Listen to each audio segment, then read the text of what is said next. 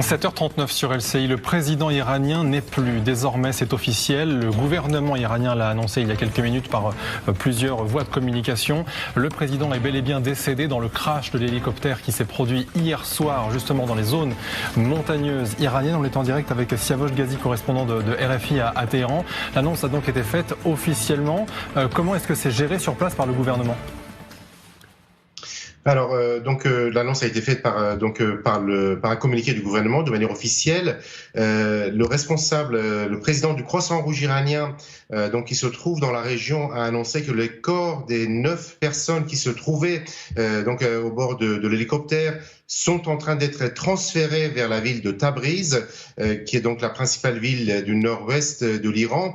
Et il y aura certainement donc demain ou après-demain des obsèques officielles qui vont être organisées par le pouvoir. Et puis, il y a une période de transition qui s'ouvre puisque le premier vice-président, Mohammad Morper, est chargé de gérer les affaires courantes du pays. Et la Constitution prévoit la mise en place d'un conseil présidentiel provisoire formé donc par le premier vice-président, le président du Parlement et le chef de l'autorité judiciaire pour organiser de nouvelles élections dans un délai de 50 jours. Donc à ce moment-là, on connaîtra le nom du prochain président, mais c'est une période d'incertitude qui s'ouvre puisque Ebrahim Raïssi était le numéro 2 du pouvoir iranien. Il était en quelque sorte préparé à succéder au guide suprême qui est âgé de 85 ans. Donc tout cela, là, sa mort chamboule un peu tout le trajectoire qui était donc prévu par les autorités, à la fois donc pour diriger le pays, mais aussi en cas de décès du numéro 1 iranien, l'ayatollah Ali Khamenei. Alors évidemment, ce sont les médias iraniens qui ont tout d'abord annoncé la mort du président de manière quasi officielle. Regardez ce que ça a donné. Évidemment, toutes les chaînes iraniennes sont en édition spéciale. Nous appartenons à Dieu et c'est à lui que nous retournerons. Le serviteur de Reza, le serviteur du peuple iranien, l'ayatollah Ebrahim Raïssi, président de la République islamique d'Iran, a été martyrisé alors qu'il servait le peuple iranien.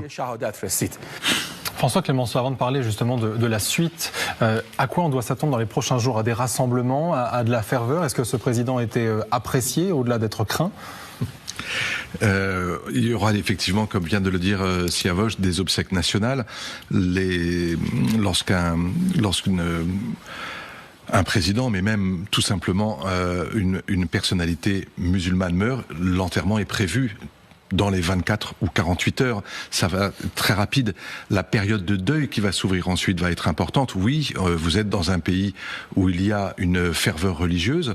On rappelle que l'Iran est d'obédience chiite et les rites seront respectés. Après, vous savez, tout comme moi, qu'il y a dans ce pays, effectivement, une partie de la population qui est aux ordres. Et donc, oui, attendez-vous à ce que dans tous les grands lieux de pouvoir, dans tous les grands lieux religieux, il y ait des signes de deuil, de tristesse affichée pour pleurer la mort du président de la République iranienne. Mais je rappelle que... tristesse sincère ou feinte, selon vous? Mais ce sera la tristesse officielle, c'est-à-dire que vous êtes dans un pays où, malgré tout, ce président, Raïssi, a été élu avec un score de participation le plus faible jamais enregistré dans la République islamique. Il y a une forme aujourd'hui de désaffection de la majorité de la population iranienne vis-à-vis de ses autorités. On l'a vu à travers ce qui s'est passé dans les rues principales des grandes villes iraniennes. Il y a toujours dans le monde de la ruralité une forme de conservatisme qui s'exprime et qui a tendance précisément à faire confiance à la façon, à la gouvernance du pouvoir, mais on voit bien que, et c'est la raison pour laquelle on explique que tout va être un peu chamboulé, c'est que les mécanismes de répartition des rôles et d'accession au pouvoir vont être perturbés. Pourquoi? Parce que Raïssi était le candidat favori pour succéder au guide suprême Ali Khamenei, 85 ans et dont on dit qu'il est malade.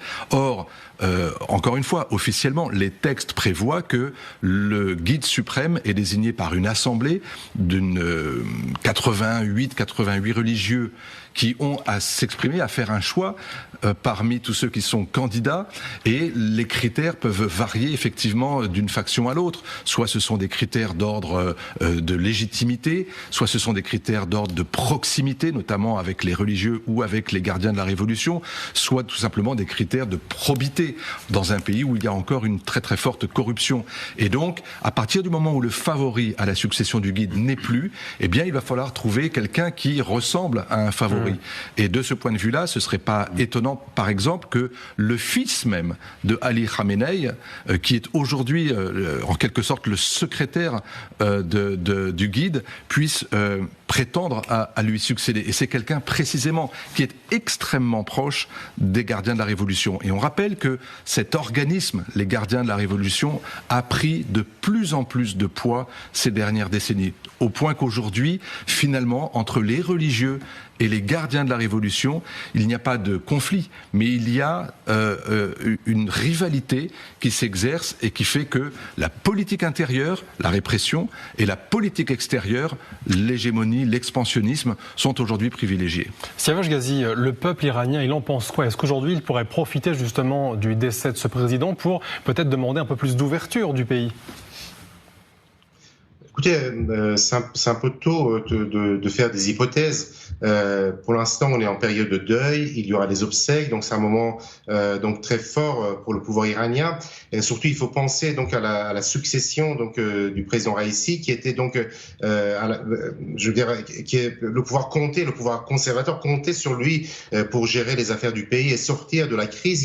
Il a par exemple réussi à augmenter considérablement les exportations pétrolières, contourner les sanctions imposées par les Américains contre l'Iran, mais aussi par les Européens contre l'Iran depuis maintenant plus de quelques années. Et donc, les exploitations avaient donc fortement augmenté depuis un an. Donc, sa disparition va laisser un vide, très certainement, même s'il n'était pas très populaire. Il a été élu avec un faible taux de participation, mais indéniablement, pour le pouvoir conservateur, le remplacer, c'est un vrai problème, même si, par exemple, il y a le premier vice-président, il y a le président du Parlement, donc qui est un gestionnaire, qui pourrait se porter candidat, mais tout cela est chamboulé. Et alors, en ce qui concerne les libertés, des demandes supplémentaires de liberté, en général, dans ce genre de circonstances, le pouvoir a tendance à se fermer, à se refermer sur lui-même, et donc à ne pas laisser de critiques. Donc maintenant, il faut attendre pour voir qui va être candidat pour la présidentielle. Est-ce que et qui sera bien sûr le prochain président? Le nom du prochain président pourrait donc déterminer un peu l'évolution des prochaines années sur le plan politique intérieur, mais aussi extérieur. Merci beaucoup Siavash Ghazi, correspondant de RFI à Téhéran. On est également en direct avec Pascal Boniface. Bonjour à vous, géopolitologue, directeur fondateur de l'IRIS. Est-ce que justement le décès de ce président va changer quoi que ce soit sur la scène géopolitique? Est-ce que par exemple ça pourrait normaliser certaines relations, ou est-ce qu'il est infiniment trop tôt pour le dire, et surtout que, en gros, rien ne va changer au gouvernement? Parce que le gouvernement dit justement que la mort de Raïssi ne va pas entraîner la moindre perturbation dans l'administration. On imagine que c'est pareil d'un point de vue international. Oui, bien sûr, il y a vraiment, en fait, c'est un système qui est en jeu, c'est pas seulement un homme. Et puis, en période de tension géopolitique, il y a peu de changements. Bien sûr, des fois, la disparition d'un leader, d'un président entraîne un changement. On se rappelle que Gorbatchev arrive après Tchernenko, qu'il a tout changé, mais aussi parce que Gorbatchev, à l'époque, en Union soviétique, le système était prêt à changer.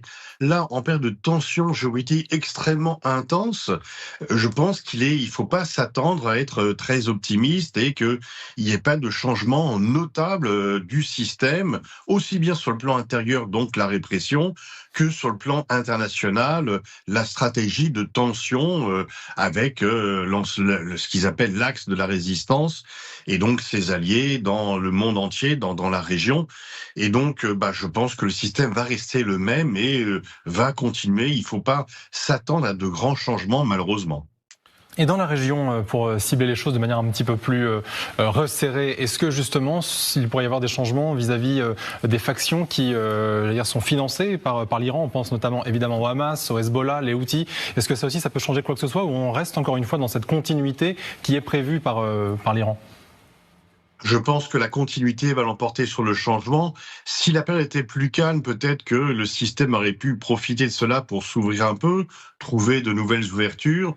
Mais là, bien sûr, l'aide aux Houthis, l'aide au Hezbollah, qui est vraiment la pièce essentielle du système iranien. C'est vraiment, le Hezbollah, c'est la vraie victoire internationale du régime iranien en termes d'expansion. Et le Hamas, c'est encore quelque chose de très différent. Mais cela va rester parce que il y a une sorte de paranoïa, et les paranoïaques peuvent avoir aussi des ennemis. Et donc, le régime se sent agressé, se sent menacé par l'extérieur. Il va continuer à utiliser ses alliés pour se donner un peu de respiration. Et une fois encore, le Hezbollah est l'allié majeur du système iranien, plus encore que le Hamas et les Houthis. François. Oui, pour revenir à ce que j'évoquais tout à l'heure, à savoir la réalité du pouvoir iranien, où vous avez d'une part effectivement un gouvernement avec des religieux, on n'est pas habitué à ça évidemment ailleurs, et puis les gardiens de la révolution qui ont tout l'appareil sécuritaire finalement du régime, y compris d'ailleurs pour sa politique extérieure sous la forme de ce que vous venez d'évoquer, c'est-à-dire les proxys dans la région. Au Parlement iranien, dont on peut dire qu'effectivement c'est pas non plus un parlement d'un très grand pluralisme, mais vous aviez quand même cette distinction. Au début de la révolution iranienne, vous aviez 52% des députés qui étaient des religieux. Aujourd'hui, ils ne sont plus que 11%. Pareil, en 1979, vous aviez 6% des députés qui étaient originaires des gardiens de la Révolution. Aujourd'hui, ils sont 26%. Vous voyez que cette bascule qui est en train de se faire, ne serait-ce qu'au niveau du Parlement, elle reflète aussi ce qui est en train de se passer dans tous les échelons du pouvoir, où cette force qui protège le régime, mais aussi le caractère islamique de la République, eh bien, il a pris de plus en plus de poids. Et c'est l'une des raisons pour lesquelles le guide suprême, j'allais dire, s'entoure de ces gardiens-là, parce que ce sont ceux qui, à la fois, maintiennent le système en existence, quitte à ce que, face à la contestation de la rue, face aux contestations sociales, et il y en a dans un pays qui est effectivement sanctionné, eh bien, les gardiens de la Révolution sont là pour illustrer à la fois la répression en interne et l'expansionnisme à l'extérieur. Pascal Perry, vous me disiez à l'instant, ce pays, l'Iran, est un pays de jeunes. Oui, quelle différence ça fait ? Je crois que les jeunes n'ont pas la même perception de la vie politique que les plus anciens. Alors, il y a probablement aussi un découpage géographique, c'est-à-dire des populations plus jeunes en ville, parce qu'il y a des étudiants, notamment, il y a des universités, des étudiants, enfin, les jeunes sont attirés par les centres urbains, population peut-être un peu plus vieillissante dans les campagnes. Les jeunes, c'est le mouvement de contestation. Enfin, les jeunes filles en particulier, les jeunes femmes se sont beaucoup manifestées, elles aspirent à plus de liberté. Alors j'entends tout ce que vous dites, les uns et les autres, qui est parfaitement juste. Les électeurs ont le choix entre conservateurs et ultra-conservateurs. C'est compliqué quand même de faire son marché entre les durs et les très durs, si vous voulez. Mais quand même, cette voix de la jeunesse, à un moment ou à un autre, quand on regarde l'histoire des mouvements populaires dans le monde, à un moment ou à un autre, même si les élections sont truquées, ça a une influence. Ça a une influence sur la société. Il y a une espèce de substrat culturel. Le pays s'ouvre. Et puis, il y a simplement, à terme, la loi démographique de la majorité. Quand vous avez des jeunes qui naissent qui grandissent avec un idéal un peu révolutionnaire, réformiste peut-être en Iran, oui, changer la vie quotidienne, gagner un peu plus de liberté civile. Ça finit par se traduire. Ça finit par imbiber la société, si vous voulez. Et je serais curieux d'avoir l'avis tout à la fois de François et de Monsieur Boniface sur cette question. Est-ce qu'à un moment ou à un autre, ça ne pèsera pas ? Eh bien justement, on va poser la question, ne m'envoyez pas, François, à Pascal Boniface, en 15 secondes, s'il vous plaît. Oui, il y a effectivement, la jeunesse déteste le régime, voudrait changer, mais la répression l'a emporté pour le moment. Et une fois encore, en période de tension internationale, il est difficile de voir des changements. Le régime, il y a peut-être 20% des Iraniens qui le soutiennent. Les autres ne l'aiment pas, le détestent, et notamment, Pascal Perry a parfaitement raison. C'est un régime c'est un pays dont la jeunesse a une part importante dans la population, mais qui ne peut pas exprimer ses désirs, ses besoins, et qui est réprimé. Merci beaucoup Pascal Boniface, l'enjeu des 15 secondes est parfaitement respecté. Merci à vous. Merci d'avoir regardé cette vidéo ou d'avoir écouté ce podcast. Abonnez-vous.